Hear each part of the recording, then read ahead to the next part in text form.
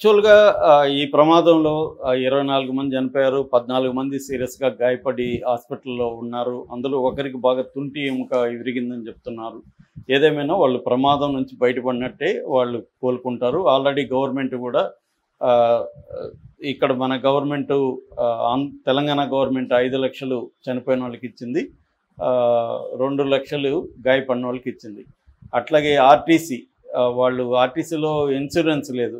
ప్రయాణికులకి insurance అనే concept మిగతా అన్నిట్లో ఉంటుంది కానీ ఆర్టీసీకి లేదు. వాళ్ళు ఏంటంటే ఓన్లీ ఏదైనా జరిగినప్పుడు వాళ్ళకి నష్టపరిహారం చెల్లించడం మాత్రమే ఉంటుంది తప్ప ఇన్సూరెన్స్ లేదు. అందువల్ల ఆర్టీసీ 2 లక్షలు పర్ హెడ్ ఇచ్చింది. అంటే ఇది కాకుండా ఒక 2 లక్షలు ప్రధానమంత్రి దీని నుంచి వచ్చింది. మొత్తంగా 9 లక్షలు చనిపోయిన ఫ్యామిలీస్కి ఒక పర్ హెడ్ 9 లక్షలు వచ్చాయి. అది కాకుండా 50,000 సెంట్రల్ గవర్నమెంటు, ఇక్కడ ఒక 2 లక్షలు గాయపడిన వాళ్ళకి, 2.5 లక్ష గాయపడిన వాళ్ళకి వచ్చింది. అంటే ఎంతో కొంత ఊరటేది. దీనివల్ల పోయిన ప్రాణాలు రావు. కానీ ఇమీడియట్గా తక్షణ సహాయం అందించడం వల్ల ప్రభుత్వాలు వాళ్ళకి ఎంతో కొంత ఊరట అనేది దొరుకుతుంది. సరే, ఇది జరుగుతున్నప్పుడు ఏమవుతుందంటే ఎప్పుడైనా కూడా యాక్సిడెంట్ అనగానే మనకి ఎంతమంది చనిపోయారు, ఏమేమి జరిగింది, ఎలా జరిగింది, ఇవి మాత్రమే బిగినింగ్లో అందరూ కూడా చూస్తారు. తర్వాత మెల్లగా అది హ్యూమన్ ట్రాజిడీ. అది యాక్చువల్గా అంటే వాళ్ళ ఫ్యామిలీస్ ఎవరు, చనిపోయిన వాళ్ళు ఎవరు, వాళ్ళ ఫ్యామిలీస్ ఎవరు, వాళ్ళ బ్యాక్గ్రౌండ్ ఏంటి అని హ్యూమన్ స్టోరీసు, వాళ్ళ విషాదము, వాళ్ళ బ్యాక్గ్రౌండు, ఇవన్నీ కూడా తెలుస్తాయి. అంతవరకు వాళ్ళ నెంబర్స్ లాగా ఉన్నవి హ్యూమన్ ఎమోషన్స్లోకి వెళ్తాయి. అలా వెళ్ళినప్పుడు ఇప్పుడు ముగ్గురు అక్క చెల్లెళ్ళది విపరీతంగా వైరల్ అవుతుంది. సో అలాగే ఇంకొంతమంది స్టోరీస్ కూడా వైరల్ అవుతుంది. ముందుగా చెప్పుకోవాలంటే సలీహా బేగం అనే ఒక 33 ఏళ్ల స్త్రీ 3 నెలల పాపని తీసుకుని వెళ్ళింది. ఆ పాపని ఇలా హగ్ చేసుకొని కూర్చొని ఉంది ఆమె. అది పడిపోవడంతో ఆమె అలాగే చనిపోయింది. అట్లాగే పాపను పట్టుకునే ఉంది. ఆ విజువల్ కూడా ఒక రకంగా విషాదంగాను, బాధగాను ఆ విజువల్ చూస్తే అందరికి కూడా వేస్తుంది.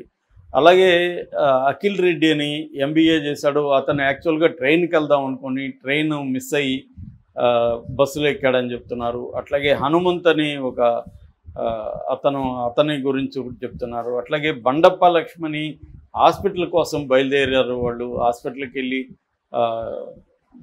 చూపించుకుందాం హైదరాబాద్లో అని బయలుదేరిన వాళ్ళు చనిపోయారు. ఇప్పుడు ఈ ముగ్గురు సిస్టర్స్ది ఎక్కువ వైరల్ అవుతుంది. ముగ్గురు సిస్టర్స్ ఎవరు, వాళ్ళ పేరెంట్స్ ఎవరు అనేది చూసుకున్నప్పుడు ఇక్కడ మనకి తాండూరులో వడ్డెర గల్లీ అనే ఒక గల్లీ ఉంది. ఆ గల్లీలో ఎల్లయ్య గౌడు, తర్వాత అంబిక అనే భార్యాభర్తలు ఉన్నారు. వాళ్ళకి మొత్తం 5 మంది పిల్లలు, 4 కూతుర్లు, 1 కొడుకు. మొన్న అక్టోబర్ 17న పెద్ద కూతురు అనూషకి పెళ్లి చేశారు. పెళ్లి చేయడం వల్ల ఈ ముగ్గురు పిల్లలు హైదరాబాద్లో చదువుకుంటున్నారు. ఈ ఆడపిల్లలు ఆ ముగ్గురు కూడా అక్క పెళ్లి కోసం హైదరాబాద్ నుంచి ఈ తాండూరు వెళ్ళారు. పెళ్లిలో హ్యాపీగా ఎంజాయ్ చేశారు. తర్వాత పెళ్ళి అయినా కూడా కలిసి అక్కడే అందరూ కలిసి ఫ్యామిలీ అంతా కలిసి ఉందాం అనుకున్నారు. సో ఉన్నారు. ఇక ఎగ్జామ్స్ స్టార్ట్ అవుతున్నాయి కాబట్టి మేము కాలేజీకి వెళ్తామని చెప్పారు. యాక్చువల్గా ఎల్లయ్య గౌడ్ కూడా ఒకప్పుడు ఆర్టీసీ డ్రైవరు. దాని తర్వాత ఆయన ప్రైవేట్గా ఒక ట్రావెల్ నడుపుతున్నాడు. కొన్ని కార్లో పెట్టుకొని తను నడుపుతాడు. యాక్చువల్గా చాలామంది అతని కార్లోనే హైదరాబాద్కి కూడా వస్తుంటారు. తను కూడా చెప్తే, లేదు డాడీ మేమందరూ బస్కి వెళ్ళిపోతాం, నువ్వు ఎందుకు మమ్మల్ని మళ్ళీ అంత దూరం డ్రాప్ చేయడం, మేము బస్కి వెళ్ళిపోతాంలే అని వాళ్ళు చెప్పారు. ట్రైన్లో మామూలుగా అయితే సెకండ్ అమ్మాయిని ట్రైన్లో పంపిస్తుంటాడు జనరల్గా. ఎందుకంటే ఇక్కడ ముగ్గురు అమ్మాయిల్లో తనుష అనే అమ్మాయి సెకండ్ అమ్మాయి. ఫస్ట్ అమ్మాయి ఏమో అనూష, పెళ్ళి అయింది. సెకండ్ అమ్మాయి తనుష MBA చదువుతుంది. మూడో అమ్మాయి సాయి కోటి, ఆ అమ్మాయి ఫైనల్ ఇయర్ డిగ్రీ కోటి ఉమెన్స్ కాలేజ్ చదువుతుంది.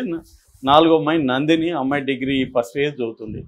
సో ఈ సెకండ్ ఇయర్ కోటి అమ్మాయి ఒక్కోసారి ట్రైన్లో వెళ్తుంటుంది. నేను ట్రైన్లో వెళ్తాను, ఈయన కూడా ట్రైన్లో పంపిస్తానంటే, లేదు డాడీ మేమందరూ కలిసి వెళ్తాం, సరదాగా ముగ్గురం కలిసే వెళ్తాము అని చెప్తే, సరే అని బస్సులు ఎక్కించడానికి నా 2 గంటలకే 2:30కే ఇంట్లో లేచి, వాళ్ళు 4:50కి బస్సు కాబట్టి అందరూ రెడీ అయ్యి, మామూలుగా అయితే 4:40కి బస్సు, అది 10 నిమిషాలు లేటుగా బయలుదేరింది.